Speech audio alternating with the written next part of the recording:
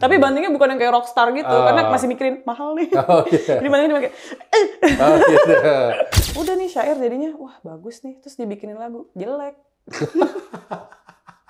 Dapat yang di mana, di kota mana, terus kayak, kok di kota ini udah 2-3 kali gagal mulu perizinannya gitu. Oke. Di kota ini terus gitu, adalah satu kota lah ya. Gitu. Oh, Banyuwangi begitu? Kagak ada yang bilang Banyuwangi begitu. Sebuah framing yang halus. Joki.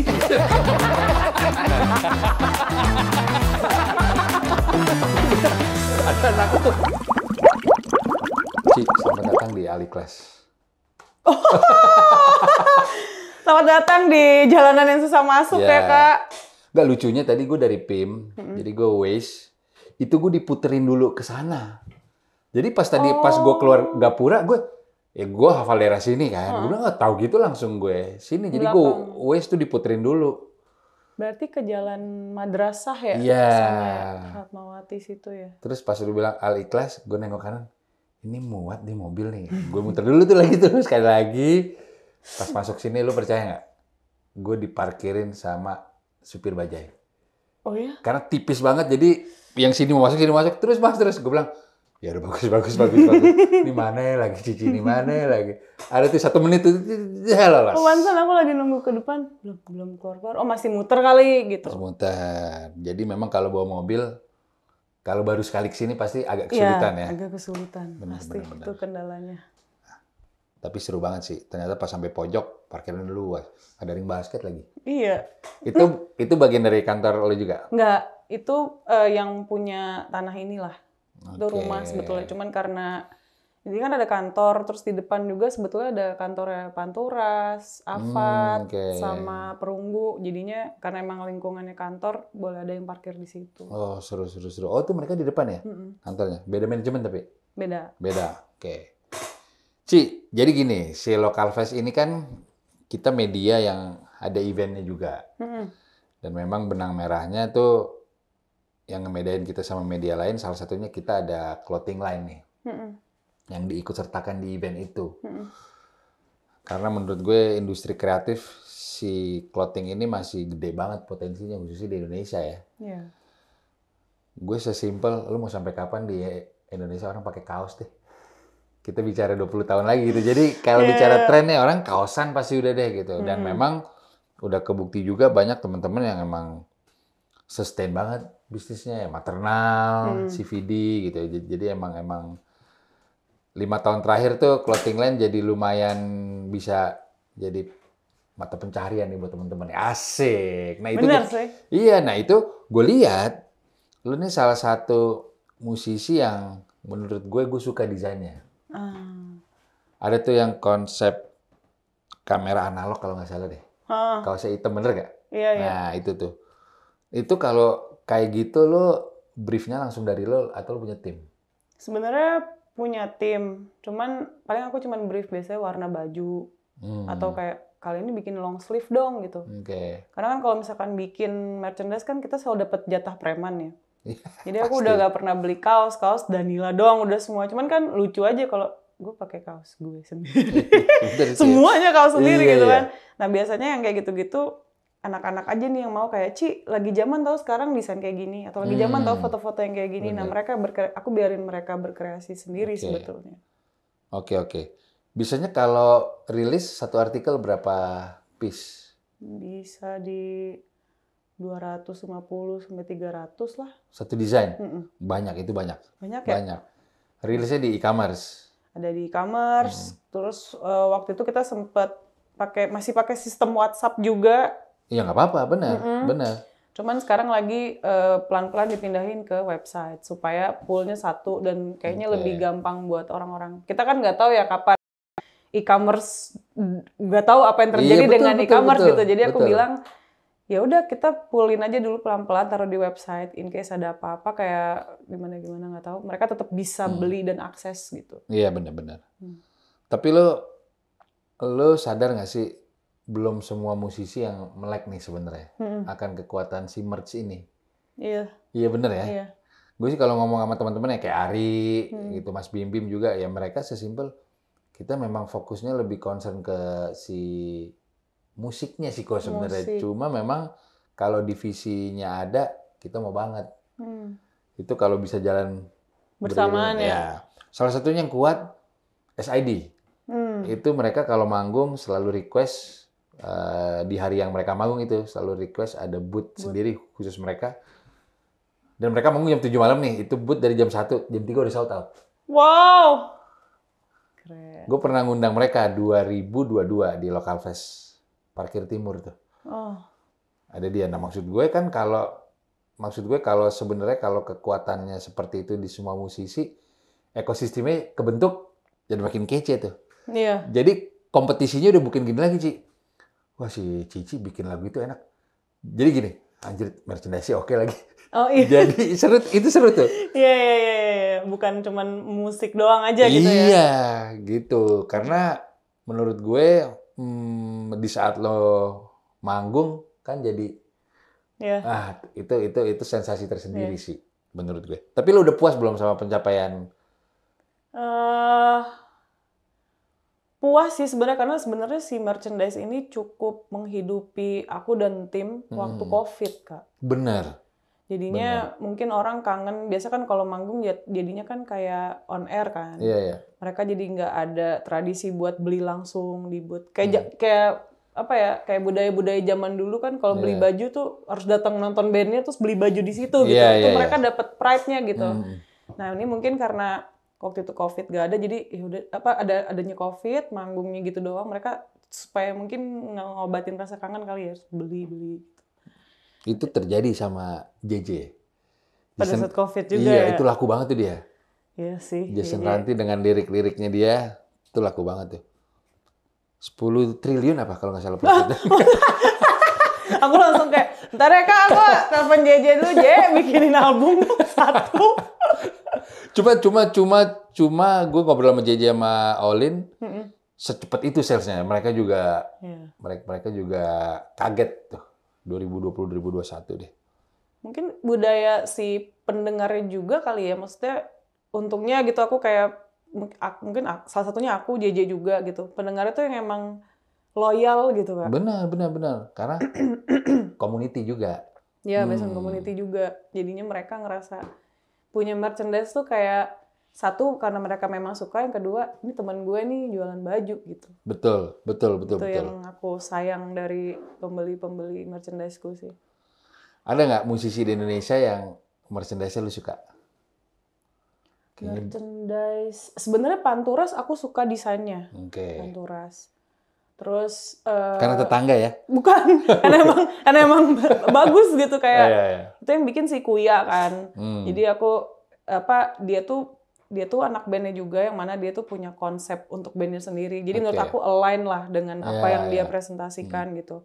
Tapi ada lagi mungkin secara konsistensi ini ya, karakter mungkin Lawless, kayak ya udah bajunya akan kayak gitu terus, ringai itu bentuknya. Kalau lihat ada orang dengan logo dan lain-lain, oh ya udah jadi tahu gitu. Cuman yang lain lagi siapa ya, kadang-kadang waktu itu pernah aku suka, tapi karena aku suka bandnya juga sih. Zat Kimia. Karena dia pakai kaosnya tuh bukan yang solid gitu, jadi kayak ada burnishnya gitu lah. Itu kayaknya aku sampai nanya, ini bikin di mana ini? Gue pengen dong bikin kayak gini gitu. Terus laku tuh? Waktu itu sih laku sih. Siapa lagi ya? Ya JJ juga salah satu yang aku punya dan suka aku pakai manggung gitu. Soalnya biasanya kadang aku pakai bajunya tuh karena gue tuh tahu loh musisi ini gue tuh tahu gitu. Dan jadi feel-nya beda ya? Iya, feel-nya beda gitu. Dan gue suka, kebetulan desainnya bagus lagi. Jadi gue suka dua-duanya. Kadang ada yang, kalau desain doang, nggak tahu ya, mungkin karena aku perempuan jarang pakai kaos gitu. Jadi kaos emang cuman yang tertentu aja sih yang aku beli gitu. Udah pernah collab sama brand belum? Atau nggak mau? Pernah sama Jägermeister sekali. Oh iya. Terus Jägermeister bareng Upi dong tahun 13 tuh. Iya. Iya. Terus apa lagi ya collab sama brand ya? Aku lupa. Tapi lu nggak apa-apa kan collab sama brand? Nggak apa-apa. Sama brand lokal kita nggak apa-apa. Nggak apa-apa. Selagi tetap kayak align lah dengan misalkan tahu-tahu apa warnanya gimana atau desainnya kayak, hah ini apa nih gitu. Nggak nyambung, bukan nggak nyambung sih. Kalau mau mending nggak nyambung sekalian gitu, atau nyambung banget gitu. Tapi kalau di antara itu aku kayak, tar dulu deh, ngecek dulu deh. Oke. Tapi pada prinsipnya mau ya? Mau banget, sangat. Karena gue nggak bisa sebut nama sih. Ada satu musisi nih, gue nggak bisa sebut nama. Dia, gue tanya di tahun 2021 lah. Mau nggak collab sama brand A gitu? Bukan brand gue juga, gue cuma nyambung gitu. Dia jawab, gue bikin anjrit. Lu antara sombong atau gue fokus nyanyi aja kak, kata dia. Gue nggak akan pernah mau collab sama brand. Gila, gue bilang. Ya boleh juga sih, itu hak lo sih. Tapi kalau gue discuss sama teman-teman musisi yang lebih senior, mereka pun kaget denger, sih itu nggak mau tuh ya. Tapi ada Ci. Oh ada ya? Ada. Gue sebenarnya itu menurut gue sih kalau gue dari angle brand ya, sebenarnya sedikit menyayangkan karena dia menutup salah satu pintu awareness-nya dia kan sebenarnya. Iya. Cuma ya itu mungkin idealisnya pilihannya, dia. Idealismenya dia ya. Tapi dia tetap bikin merchandise sendiri gitu? Nggak punya malah. Setahu gue ya, atau cuma 1-2, pokoknya nggak ada deh. Nanti kita habis ini kita bahas orangnya siapa, lu penasaran? Aduh. Jadi gue juga ngobrol sama Mas Bim Bim kan. Mas, karena dulu gue beli baju dia di saat gue SMP tuh. Gue tuh pakai di tongkrongan kayak, anjing lu, slangers lu. Kayak attitude-nya ke bawah gitu, bandel lu ya. Ngapa-ngapain. Nah maksudnya, itu aja desainnya kurang. Gue bilang, Mas Bim, coba Mas lo pikirin lagi desainnya itu pasti. Nah itu kata dia. Kita karena fokusnya bermusik, mungkin yang ini agak nggak kepegang. Tapi angle-nya adalah, coba Mas, lo kebayang nggak kalau lo udah punya IP saat itu? Sampai sekarang gimana nih? Itu udah tajirnya kayak apaan sih? Slang dengan benderanya. Iya kan? sih. Iwan Fals juga gitu. Nah tapi yang menarik, industri itu memang harus segera dimulai. Makanya sebenarnya gue di Local Fest terus terang sempat ngobrol sama Aldi Piwigeskin.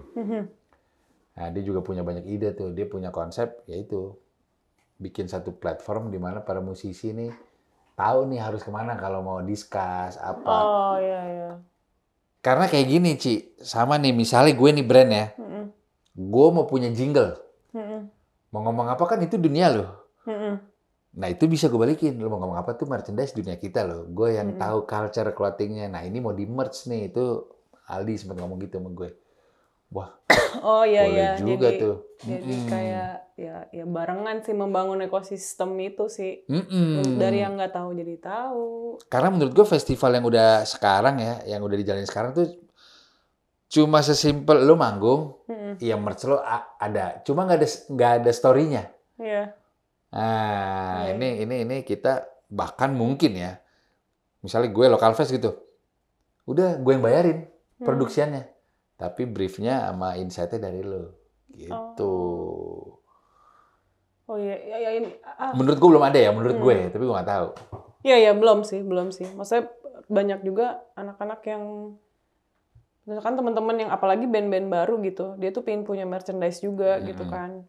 Cuman dia nggak tahu desainnya gimana, ujung-ujungnya pakai foto dengan kualitas print yang kurang oke, misalkan gitu. Padahal bandnya bagus dan pendengarnya juga pasti beli gitu kan. Ya kayak gitu sih, desain mungkin. Bahkan aku tuh sempet, karena kita dulu tuh nggak ada yang gambar gitu. Oke. Jadi lo hire desainer freelance dong berarti? Waktu itu malah lebih ke siapa yang nge-tag nih, kan mereka suka ada yang gambar kan. Siapa yang nge-tag, bagus nih, ini lo gue bayarin desain lo untuk baju gue yang artikel ini ya, untuk berapa pieces segala macam. Jadi semua yang udah rilis tuh aku nggak pernah bikin lagi. Gitu, supaya ya udah kan gue janjinya cuman berapa pieces doang nih pakai artikel lo gitu.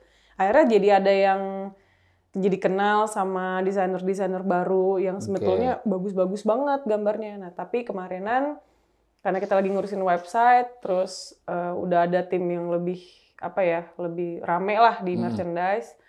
Jadi si proses yang pakai desain orang itu tuh belum kita jalanin lagi. Karena? Udah ada yang gambar. Dan lu puas sama hasilnya? Puas. Cuman aku kayak ngerasa kayak tetap harus ada apa ya, desainer yang emang artikelnya aku bikin deh, karena merchandise Danila tuh terbangun dari mereka justru yang secara nggak langsung support dengan dia gambar gitu. Keren mereka tuh keren banget Kak, bener asli. Ini mau ada lagi deh. Total dari pertama kali lo rilis, ada nggak udah 100 desain, udah ada nggak? Lebih? Atau belum nyampe? Belum nyampe. Belum nyampe. 50 tapi ada? Ada kayaknya. 50 kayaknya ada. Ini di kantor sini ada nggak? Apanya nih? Stoknya? Ada sih di gudang situ. Tadi gue baca di hanger. Hangernya tidak kuat menampung lebih banyak kaos. Soalnya itu harusnya kan, itu kan ruang ini ya, nama merchandise itu kan buah tangan Danila kan. Okay. Cuman kadang-kadang anak-anak suka naruh jas, manggung, karena ada baju yang manggung yang emang ya udah nih baju manggung anak-anak di poolnya di sini, karena biasa kalau mau pergi kemana-mana pool di sini, jadi mereka tinggal ambil wardrobe-nya lah gitu. Sampai dia karena murah ya, beli online gitu, jebol, terus nggak bisa nampung yang lain. Udah jangan ada taruh baju-baju lagi di sini, udah berat. Si artikel yang gue suka, ada nggak tuh yang Danila konsep foto? Itu udah habis. Udah habis ya? Itu juga yang akunya jongkok ya? Iya bukan sih? Lupa deh. Kalau nggak salah lu pakai kacamata di situnya. Jadi ini kayak frame foto. Ada nggak ya? Foto Polaroid gitu. Nanti tuh anak... Terus Danilanya tulisannya huruf sambung. Set, Mas. Kalau nggak salah, gue hafal kan. Aku malah lupa ingat. Kalau ini nanti ada anak merchandise, sebentar aku tanyain ya. Ya boleh. Waktu itu juga sempet, siapa, Kak Pandu di Adams, tahu-tahu pas lagi acara, aku lupa deh itu. Pokoknya ada festival musik, terus dia bilang, aku lihat dia pakai baju Danila kan. Anjing suka deh, gue udah lama nih nggak suka sama merchandise kayak gitu-gitu, merchandise band-bandan gitu. Terus aku merasa seneng karena aku dibilang band bukan solois. Kayak jadi, anjir gue pengen banget jadi anak band sih sebenarnya daripada solois. Oh gitu? Iya. Oke. Gitu. Karena solois tuh, aduh tanggung jawabnya tuh gede banget Kak menurutku ya. Dan ketika udah sampai di panggung, kalau mood aku turun, udah turun semua. Kayak bener-bener mesti ngatur flow manggung lah. Oke. Itu gue pernah baca tuh artikel. Apa tuh? Saat mau manggung, soundnya mati terus. Tahun 2019 apa? Aku ya. Iya kan? Sebelum almarhum Didi Kempot ya? Oh, yang di Senayan ya? Iya, bener ya tapi? Iya. Itu gimana mood lo tuh? Wah, gimana ya? Yang ngebangkitin mood aku tuh justru si penontonnya. Sebenarnya gitu, kayak ya udah mau apapun yang terjadi, show-nya harus jalan kan. Dan jadi gimana ceritanya coba? Aku lupa ingat. Cuman yang pasti itu nggak terjadi sekali gitu. Pernah ada di mana gitu. Dan kalau yang itu tuh udah mulai ngontrol emosi lah Kak. Lebih kayak, ya udahlah, biarin aja gitu. Iya. Dan biar mereka tahu kalau kita nih semua manusia biasa, gue tuh sama kayak lu, bedanya gue ada di atas panggung aja gitu. Iya. Cuman yang aku paling inget banget waktu itu ada sound yang entah kenapa nggak balance, kayak kabelnya ada yang nggak sehat. Dan waktu itu seperti biasa ya PMS kan, perempuan. Dan aku tuh selalu ngechat di grup kalau aku lagi PMS, karena semua kan laki-laki, yang cewek aku doang. Guys, aku lagi PMS nih, jadi maaf ya kalau misalkan lagi dikit-dikit emosi, dikit-dikit marah. Nah kebetulan hari itu PMS tuh. Entah kenapa soundnya tiba-tiba begitu, aku banting gitar. Waduh, ada videonya nggak? Harusnya ada ya? Video kayaknya, nah ini nih, tim dokumentasi aku jarang ngevideoin waktu itu. Karena waktu itu belum zaman TikTok. Lagi live kan? Iya, lagi live pas udah terakhir. Aduh, ya udah selesai terus turun. Maksudnya memang lagu terakhir. Lagu terakhir. Karena kan mau nggak mau nahan tuh. Kadang-kadang jadi dibecandain dulu, masih nggak bisa, ngerokok dulu. Rokok lumayan lah, nenangin dikit, tapi naik lagi. Wah, ya udah banting gitar aja, break. Itu udah selesai habis itu. Kayak anak-anak juga lebih, udah tahu wataknya lah gitu. Tuh gue jadi organisernya panik sih liat lo gitu. Tapi bantingnya bukan yang kayak rockstar gitu, karena masih mikirin mahal nih. Jadi bantingnya kayak gitu.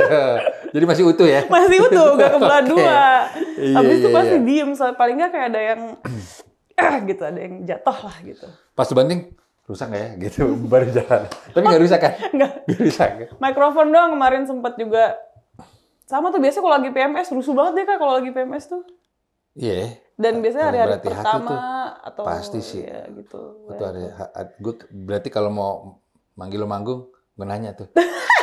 Jatuhnya bulan apa nih, Ci? Daripada kita soundcheck lo galak. Aman. Tapi waktu itu pernah jadi alasan ini siapa IO-nya pokoknya lah kayak, ih Cici nanti gini-gini ya. Terus si roadman aku malah mengkambing hitamkan itu, Cici lagi mens, gak usah. Terus padahal, kan aku gak mens, kok malah dituduh, waduh tidak gitu. Bercanda-bercandaan aja sih, tapi teman ya udah. Tapi lu main sering nggak? Dapat experience lu lagi PMS? Sering. Rese? PMS sering. Sekarang makin kesini udah enggak sih, tapi PMS kan sebelum dapet ya, hanya jadi ngomongin menstruasi. Gak apa-apa. Cuman pas dapet biasanya tuh di hari pertama kan perut sakit banget tuh Kak. Nah itu yang emang sebelum manggung pasti cuman kayak, guys sorry ya lemes banget nih. Dan pada saat manggung mesti nyanyi, sementara perutnya lagi digini-giniin. Aku nggak tahu ya gimana jelasin ke cowok, aku selalu bilang, kayaknya rasanya kayak kalau biji lo ketendang deh, tapi itu berjam-jam gitu. Iya, itu nggak enak sih tuh, ngilu tuh. Tuh, Fer, lu. Jadi emosi terus kan bawaannya kayak taruh gitu. Lu tau nggak cara mengantisipasi old school-nya nih ya? Apa tuh? Kalau cowok bijinya ketendang tuh harus gimana? Jongkok. Iya kan? Iya, di situ. Merengkuk. Iya sih. Jadi misalnya kita main bola nih, itu katanya bisa ngurangin ya. Cepet hilang tuh. Tapi itu kayak berjam-jam gue nggak tahan sih. Tapi itu hilang nggak? Hilang. Gue nggak tahu itu suges apa, ada teori medisnya gue nggak tahu ya. Tapi emang hilang. Tapi kalau lagi dapet juga meringkuk biasanya. Oh gitu ya? Tapi tiduran gitu karena lemes banget kan, darahnya keluar banget. Iya. Dan lu nggak soundcheck dong? Masa lu sambil Biasanya meringkuk? Malah, tapi pernah. Iya serius? Pernah. Malah di satu hari pernah ada yang hari itu kayak biasa sajalah gitu. Kan PMS macam-macam ya. Kadang ada yang moodnya bagus, ada yang sedih, ada yang apa. Nah ini lagi biasa aja nih moodnya. Wah oke nih PMS-nya. Pas manggung, pas banget manggung, nggak pakai pembalut atau apa, Waduh. Pas banget di panggung kayak, wah kenapa nih perut gue ya langsung tiba-tiba waduh langsung turun. Guys ke kamar mandi dulu guys, nih beneran langsung manggung lemesnya 2 kali lipat Kak. Waduh iya. Beneran di tengah nyanyi di tengah set tuh setengah jam. Parah sih. Apa ini tuh habis itu kan kalau awal-awal dapet tuh emang lagi sakit-sakitnya kan, jadi wah ini nggak konsen sih, ya udahlah tetap mesti fokus gitu. Ih gue ngebayangin sih tuh. Enak deh, cobain aja. Untung nggak putih-putih baju lu tuh. Oh iya untung nggak. Aku mencoba menghindari putih-putih sih. Kalau udah sekiranya kayak nih calon-calon nih. Ya orang di tengah-tengah. Iya. Parah. Kita disangka. Itulah. Ci, tahun ini mau ngapain aja nih? Musik. Ya. Banyak sih sebetulnya tahun ini. Itu kan albumku yang pertama kan Telisik itu 10 tahun. Oke. Jadi 2024 ya? 2014. Ya, 2014. Mungkin ada kejutan, tapi sekarang masih dimasak dulu. Kejutannya apa? Kita juga masih apa ya? Apa ya kejutannya? Nggak tahu, nanti deh gitu. Terus sisanya mungkin ya mau rilis single lagi sih Kak gitu. Karena apa ya, sekarang kayak budayanya budaya single ya. Sepertinya. Start dari Hindia di tahun 2019 tuh. Sebelum pandemi. Ya, itu udah semakin single. Dan orang juga cepet gitu nikmatin album kan mungkin butuh sejam lebih di jalan terus dengerin gitu. Sekarang mereka akan lebih memilih untuk gue pilih satu lagu untuk playlist aja gitu. Iya benar. Sekarang kayak gitu tuh. Hindia gara-garanya tuh. Bas. Oke. Ci, kita gue bacain pertanyaan dari followers nih. Jadi tadi udah di posting di akun Local Fest. Ada beberapa pertanyaan nih. Ada 2 dulu sih. Oke.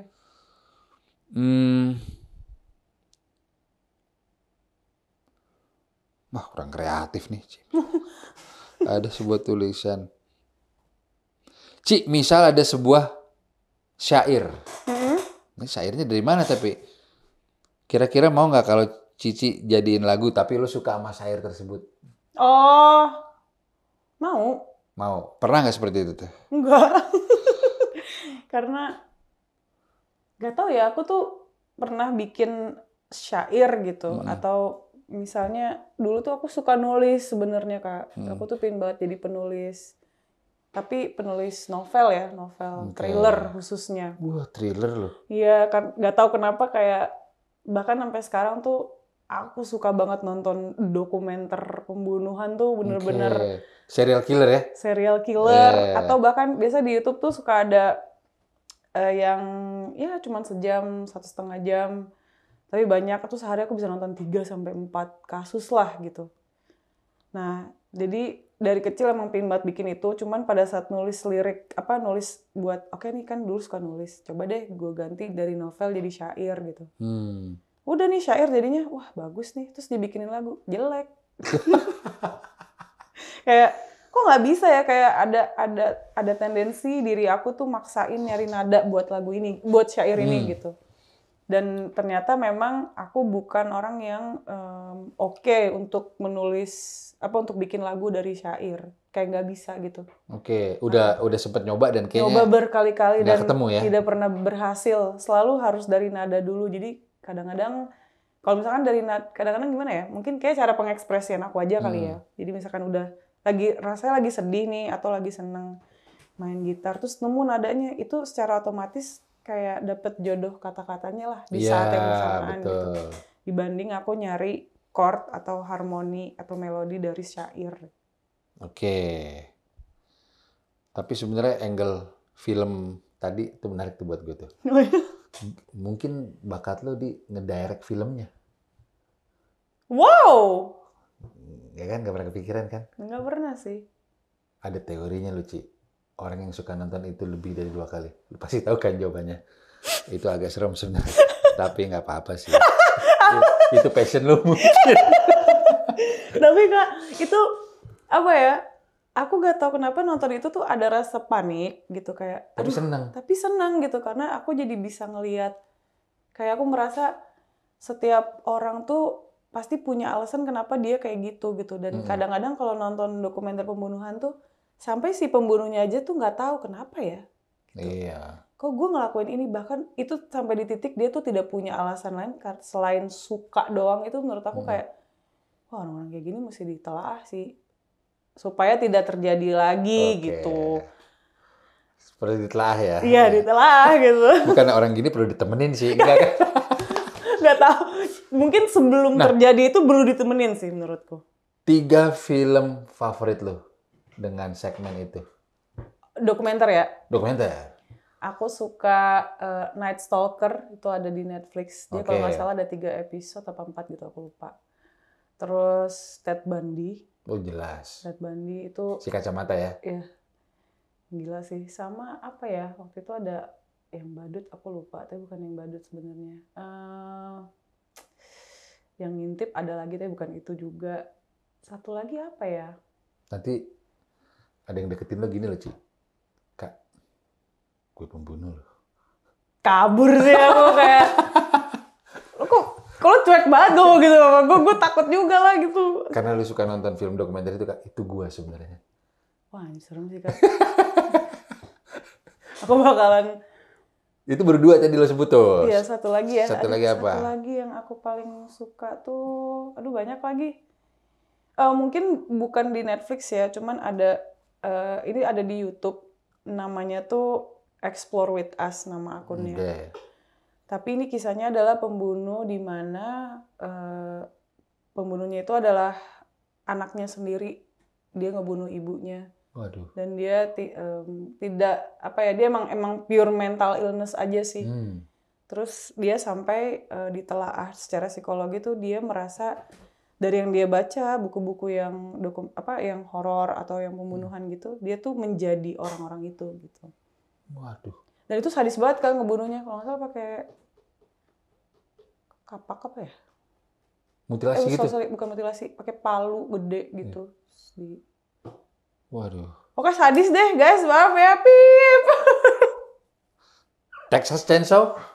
Texas itu Chainsaw. Urban Legend sih ya? Ya, legend sih. Cuma menikmati nggak di saat dia nguber victimnya? Aku kalau yang gore malah enggak. Enggak, oke. Kalau yang gore aku takut banget. Yang gore tuh takut. Yang horor, kalau horornya bagus, horor hantu ya, Kalau dia bikin jump scare-nya nggak ketebak, aku suka. Oke. Tapi kalau kayak kadang kan kalau film horor tuh yang aku paling benci dari film horor tuh adalah bagian kaget. Bukan bagian kaget, bagian setnya, Kak. Kayak rumahnya tuh udah di set serem. Terus bahkan misalkan ceritanya ya udah di rumah biasa tapi rumahnya udah di set serem gitu, kayak rumah tua gitu ya. Misalkan rumah tua atau nggak tahu deh pokoknya, atau kayak film-film luar negeri juga kalau grading sih aku nggak masalah ya, cuman rumahnya kadang-kadang emang udah di set jadi kayak ini nggak make sense, ada orang mau tinggal di sini tuh nggak make sense gitu. Terus lo mau bikin cerita horor, jadi aku ngerasa di awal tuh memang udah disuruh ngeset lo harus takut nih. Nah ketika disuruh ngeset kayak gitu aku malah nggak takut gitu. Oke. Conjuring itu kan serem sih, rumahnya. Itu serem sih. Cuman karena based on true story, jadi beda kayak kitanya. Based on true story itu juga ngaruh sih. Itu gue nonton Conjuring soalnya, kalau mau tinggal di situ, ya kan. Cuma karena based on true story gue jadi ini bener. Ya mereka inilah ngebumbuin lah ya. Sebenarnya dari set art-artnya tuh dikasih bumbu sih. Cuman emang Conjuring tuh serem penampakannya gitu. Tiba-tiba ada di atas lemari kan nggak expect gitu. Jadi aku kayak ngerasa anjir, sampai di rumah tuh jadi di lemari gue ada Bathsheba kali atau gimana ya gitu. Di kolong kasur. Iya. Gitu. Oh ternyata lo ngulik ya film-film dokumenter. Ngulik, Kak. Ngulik ya? Ngulik. Itu yang membekas banget itu Night Stalker itu, kalau kau mau nonton. Belum. Coba nanti gue nonton ya. Wah, itu bikin aku ngunci pintu, Kak. Soalnya dia tuh tidak punya kriteria nyerang atau ngebunuh siapa. Jadi beneran yang semutnya dia aja. Gila.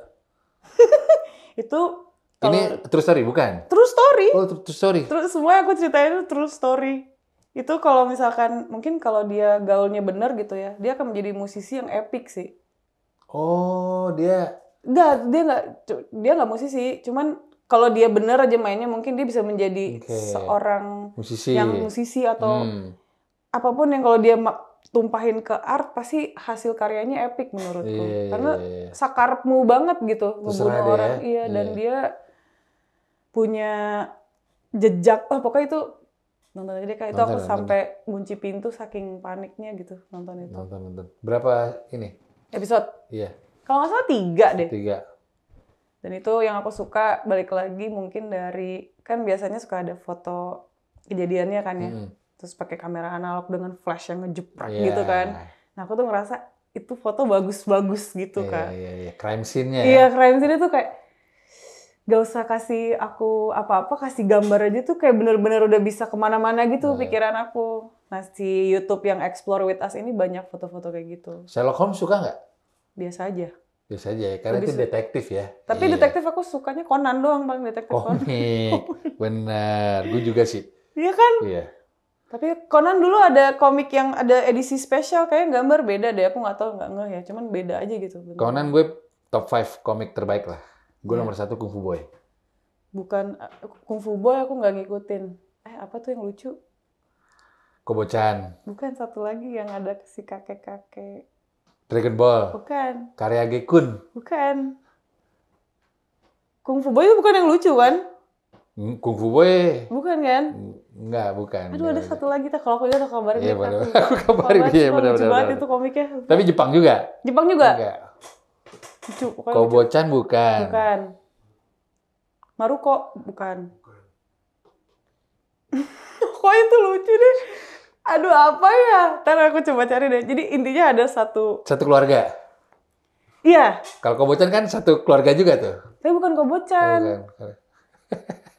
Wah, tar aku lupa banget itu waktu SD zaman main gambaran gitu. Iya benar, gambaran benar. Main gundu, aku nggak pernah bisa main gundu. Lu SD di mana? SD di 05 Kebon Baru. Oke, Kebon Baru. Gambaran sih itu di mana-mana. Iya. Di mana-mana. Sekarang udah nggak ada kayaknya ya? Nggak ada. Udah nggak ada. Mungkin judi slot jadi judi elektronik gitu kan udah canggih gitu. Jangan ya, jangan. Jadi jangan. Gitu. Tuh jangan Fer. Dia nih, udah nggak boleh, duit lo habis mulu. jangan. Aku nggak ngerti malah kayak judi slot tuh kan kayak game apa sih, malah nggak ngerti sama Cuma sekali gitu. Yang bikin ketagihan kan di saat lo menang, itu ada sensasi iya, itu. iya, sensasi Gue kata itunya dia ya. ya, kata videografer gue sih nggak pernah. Haram, Sensasi powerful dan merasa beruntung Dan gitu ya. edik dia walaupun udah kalah lo mau nyoba lagi gitu. Iya sih. Hapus aplikasinya, hapus. Nggak ada gini. Ci, tadi ada yang nanya. Pertanyaan terakhir nih. Dari si followers. Ada lagi deh. Lo mau bikin parfum nggak? Wah, mau banget. Mau banget. Parfum tuh hal yang penting sih buat aku. Kayak apa ya? Sesuatu yang melibatkan panca indera gitu. Kalau ada yang melekat tuh kayak jadi teringat momennya gitu. Salah satunya kalau dari aku sih lebih kepada lidah sama hidung. Telinga malah nomor 3 lah. Tapi kalau misalnya lidah kayak misalkan kita lama nih di luar negeri gitu. Makan makanan Indonesia tuh langsung kayak ketarik semuanya. Anjir gue pulang nih gitu. Iya benar, itu lidah benar. gitu. Benar. Nah sama kayak hidung. Hidung juga mirip, cuman lebih kepada biasanya parfum mantan atau parfum teman atau apa ya kan. Kayak anjir gue kok kayak mantan gue terus banget gitu. Buat sesuatu yang membekas di memori orang tuh hal yang menurut aku seneng, jadi seneng pasti bikin parfum mau, cuman belum tahu. Ini pasti banyak yang denger. Sekarang banyak parfum lokal sekarang. Pada bikin. Iya sih. Tuh, Danila mau tuh. Mau dong. Mungkin yang kecil-kecil lah, perusahaan kayak Sike. Davidav, silakan telepon ya. Ntar DM bisa. Prada, iya benar. Jomelon. Aduh. Bisa gak ya gitu? DM aja kali ya? Iya. Hai, I'm Centang Biru, please gitu. Collab. Hello, kalian online loh. Balas kali gitu.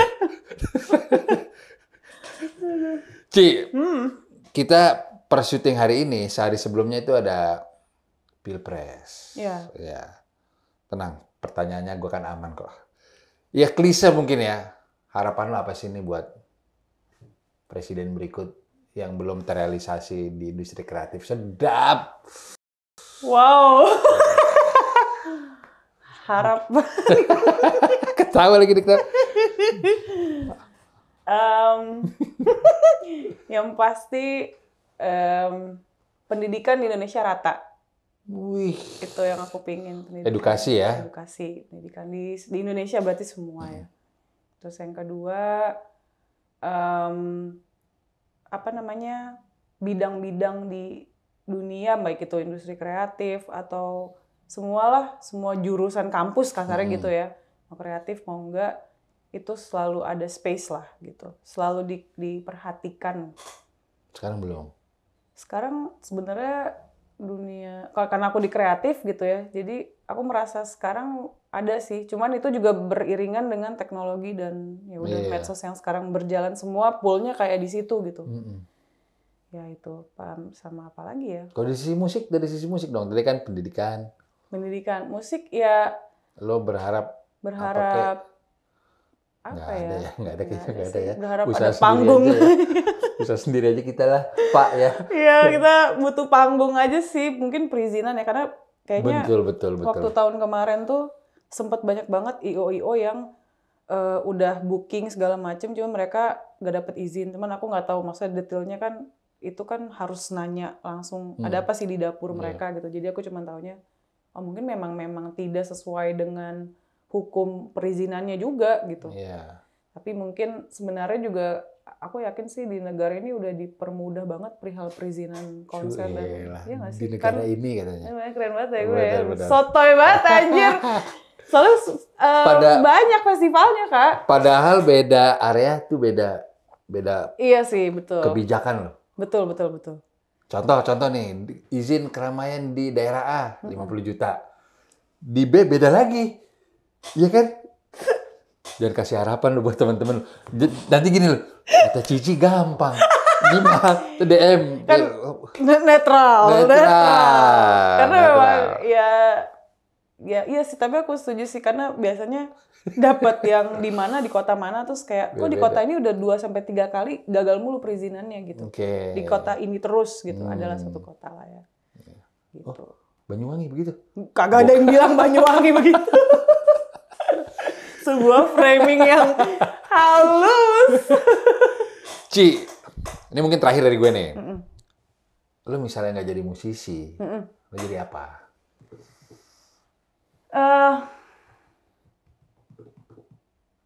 Kayaknya aku jadi atlet deh. Nggak mungkin.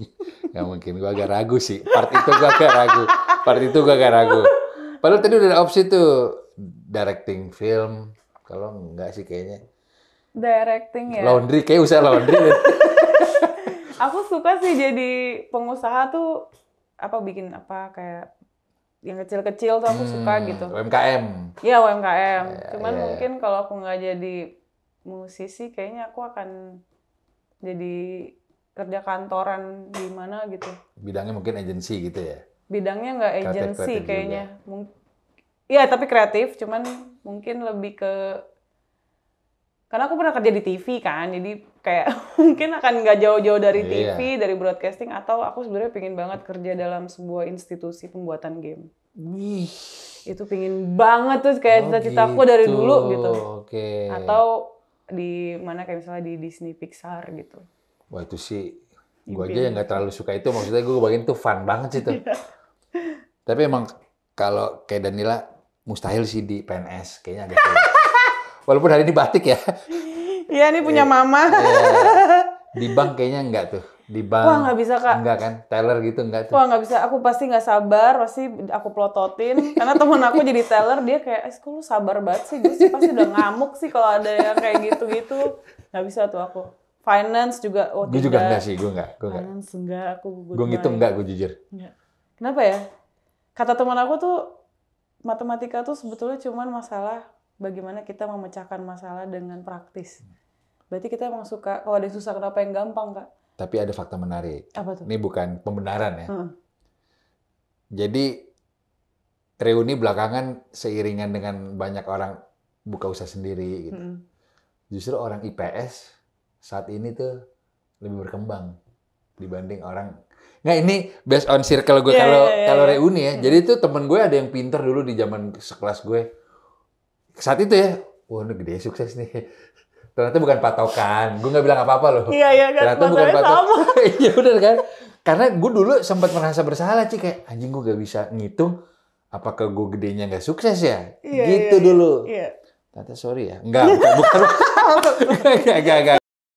Cuma kita bisa hidup dari passion lah. Intinya gitu. Berarti based on... daya survival masing-masing orang ya, balik lagi ke situ ya. Bukan dari jurusan IPS, matematika, atau apa gitu. Dulu era gue kan nggak ada sosmed, nggak ada. Jadi beneran opsinya tuh PNS, bank, finance, manajemen. Anjir, apaan? Itu yang kakak ngambil apa, Kak? Komunikasi. Oh, komunikasi itu penting. Tapi banyak teman-teman gue ya, please note teman-teman gue yang kayak meremehkan ilmu komunikasi gitu. Tapi gue punya 5 temen deket gue yang menurut gue cukup sukses ya. 3 diantaranya nggak kuliah. Jadi nggak tahu deh, anak gue juga mungkin nggak tahu ya. Kalau lo udah yakin misalnya lulus SMA tapi lo punya passion apa, gue nggak ngewajibin sih kayaknya. Iya sih. Dia kuliah, paling gue suruh jadi atlet UFC aja sih. Kamu jadi atlet UFC aja biar teman-teman kamu takut lah. Bisa nggak? Jadi tetap gue setir sih. Setirnya yang di sisi itu aja tapi. Tapi gue nggak bisa ngitung juga intinya. Lu juga ya? Aku nggak bisa. Pasti caranya berbelit-belit atau hasilnya salah. Jadi dulu aku pernah ngajar anak, ya adalah anak yang suka main ke rumah gitu. Kak Danila ajarin dong. Terus aku pakai logika sendiri. Besokannya dia ke sekolah, dia balik lagi. Kak aku dapat 4. Oh berarti yang gue ajarin salah semua. Ya bener 4 dari 10. Oh maaf ya. Gue jadi orang tuanya sih gue panggil tuh, kamu belajar di mana? Orang tuanya nyuruh aku ngajarin. Terus dia pakai, ya udah deh gak apa-apa lah gitu. Berarti next belajar sendiri, jangan ngandelin orang, jangan percaya sama orang berarti kamu ya. Gitu. Ya. Terus lo ajarin lagi nggak? Nggak. Karena dari situ kayak, langsung ngerasa gitu Kak, gue bego ya, kayak gue bego deh gitu. Tapi ternyata enggak, tidak, ya mungkin semuanya perlu matematika, tapi tidak selalu matematika yang diajarkan tertulis itu bisa diaplikasikan ke dunia nyata. Ya, benar. Kayaknya gitu deh. Dan kalau kita istilahnya bilang ke profesi, tidak melulu semuanya tuh harus hitung-hitungan dan lain-lain. Karena 20 tahun yang lalu kayak gitu mindsetnya. Lalu kalau mau cari kerja, berseragam. Terus terang. Gue juga kan 90%, enggak lah. Maksudnya gue hidup dari passion juga kan. Gue pernah tuh ada era, gue pakai pantofel. Itu gue setiap mau pakai pantofel tuh, pakai celana ban gue. Terus terang. Fingerprint, gue agak kaku tuh gue. Cuma gue secara mentality kan, gue harus buktiin ke keluarga gue nih bahwa ada profesi gue yang bisa dapat duit. Iya. Ya long the way dapat cara itu. Cuma gue ada 2-3 tahun gue pakai kemeja. Jujur skinny agak kurang tuh celana skinny, bahan gue agak kurang jujur. sebagai ini ya, udah clothingan. Udah clothing anak basket, ya kan? Agak kurang tuh baju dimasukin. Wah, celana bahan skinny gila juga sih ya. Era itu 2008. 2009 itu kan masih. Iya. Gua agak malu sih. Gua agak malu jujur. Gimana kalau sekarang dinaikin lagi gitu fashion itu? Jangan. Sebagai pengingat kalau kita semua pernah melakukan kesalahan gitu. Dan pada masa itu tuh bukan kesalahan kan sebetulnya, tren. Kalau pesta kostum sehari gue mau. Aku juga kayak udah gak pakai skinny lagi deh Kak. Iya kan? Kayak lepet gitu loh, kayak ini kok dulu kayaknya keren banget ya pakai skinny ya. Tapi gue masih mau maklumi kalau lo mungkin pure punk. Oke, ya. Skinhead gitu. Iya. Karena di roots-nya di sana kan masih kayak gitu. Jadi kayak ya udah itu karakternya mereka gitu. Iya, Dr. Martin, celana digulung 3/4. Tapi kalau saya ya khusus untuk kita ya. Kita sih mungkin agak maaf aku dulu. Juga kayaknya. Tapi pernah ada era itu kan? Pernah ada fingerprint juga pernah. Kalau telat semenit aja tuh bayar 50.000 potong gaji. Gue suka menceritakan ini di berbagai kesempatan. Ini saking gak betahnya nih. Gue kalau sholat, gue lamain sih. Biar lama sampai ke meja gue lagi. Jadi gue asar nih azan, gue langsung, Pak saya sholat dulu Pak. Tuh gue lama-lama baca doanya lama, 15 menit, wudunya gue lamain. Gak betah jujur. Itu urusan apaan nggak? Kan memang sholat lu boleh dong. Iya boleh. Setiap zuhur, asar lu gak bisa ngelarang. Nah gue tuh pasti kalau zuhur itu makan siang, sejam, balik ke meja kan. Nah, gue izin, saya sholat dulu Pak. Itu gue lamain. Itu berarti duduknya tipikal yang duduk lurus. Gak kubikel. Oh, yang lo lihat teman-teman lo gitu. Iya. Kaku ya. Soal Jumat gue happy. Karena akan lebih lama lagi. Lama, jelas. Gue parah sih dulu. Terus terang gue sampai koleksi. Dulu zaman BlackBerry ya. Gue mengkoleksi foto teman gue yang meninggal karena almarhum narkoba. Riko, kamu kok nggak masuk? Teman saya meninggal. Tapi kan udah meninggal beneran. Iya sih. Gak dosa dong. Iya sih. Itu gue ada fotonya tuh lagi itu ada 5-6 orang. Itu kalau udah kepepet, saya mabuk. Gue gak betah padahal. Gue di rumah tuh. 3 tahun, tapi 9 to 5 berarti Kak? Saat itu iya. Di jalanan berarti ikut macet-macetan sama yang lain dong? Jelas. Tapi gak munafik, gue ada angle-angle juga yang jadi experience yang juga ternyata tuh ini itu gua ada gunanya sih. Iya, aku setuju sih dengan Cuma itu. kalau gue pikir-pikir di era itu ya gue cukup bersyukur pada akhirnya gue bisa ketemuin passion yang gue suka sih karena kalau gue nyerah mungkin jadi gue yang cerita nih. Nggak mau. Itu lo bisa nggak berkembang mungkin. Iya. Mungkin ini nggak ada opsi lagi cari duit ya gue mungkin akan begitu-begitu aja. Iya, aku juga sama sih mikir kayak gitu. Maksudnya untung aja ada jalan, dikasih jalan buat nggak 9 to 5 gitu ya. Karena aku juga dulu 9 to 5, Kak. Di TV itu? Nggak, kalau di TV jamnya lebih abstrak lagi. Dari jam 1 siang sampai jam 1 malam. Iya. Cuman sebelumnya sempat di PH yang fingerprint itu 9 to 5 juga. Dan kerja di kreatif tuh menurut aku ya, kayak kalau kita ada di dunia kreatif tuh aku ngerasa Makanya kayak sekarang nih di tim aku, gue nggak ngasihin lo jam kerja, terserah lo mau datang hari apa, mau datang jam berapa, pakai baju apa, yang penting gue cuma mau tanggal sekian kerjanya selesai. Lo mau pakai cara apapun gue nggak peduli. Oke. Gitu. Tapi kalau asalkan lo bisa pegang tanggung jawab aja. Jadi aku nggak mau nge-cut ongkos mereka dari gaji. Dan kalau kreatif kan, gue lagi mood ngerjain di coffee shop ya udah gitu. Nggak apa-apa. Yang penting hasilnya tuh bagus gitu. Bahkan kayak meeting aja cuman seminggu sekali. Meeting cuma seminggu sekali. Tiap Senin kan? Kamis. So tau lagi gue. Ci, tadi gue udah denger lo mau ngapain aja tahun ini, mau bikin single-single beberapa, semoga lancar, tapi Local Fest ini mau ada eventnya. Kalau kita undang mau dong? Mau lah, sekalian ngasih denger single secara langsung. Benar, kita mau roadshow beberapa kota nih setelah Lebaran nih, ntar kita akan... Roadshow Syawal ya berarti? Bener, kita kan pastikan cek sound aman. Dan gue minta schedule itu lo ya.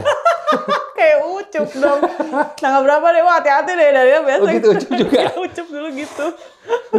Sekarang udah aman. Tapi udah bisa dikontrol. Udah bisa dikontrol. Udah gedean lah. Sabi. Ci, pokoknya gue doain apa yang lo kerjain tahun ini lancar. Aduh amin Kak, sama-sama. Terima kasih. Thank you banget udah luangin waktunya di waktu yang sibuk. Gue baru nyampe lagi Zoom, jujur. Gue tadi sempet lihat sih ada quick count gitu kan. Kayaknya dari KPU. Kagak. Gue bilang KPPS nih kayaknya nih. Bukan. Pokoknya gue doain lancar semua. Semoga bisa manggung di Local Fest. Dan merchandise-nya lancar.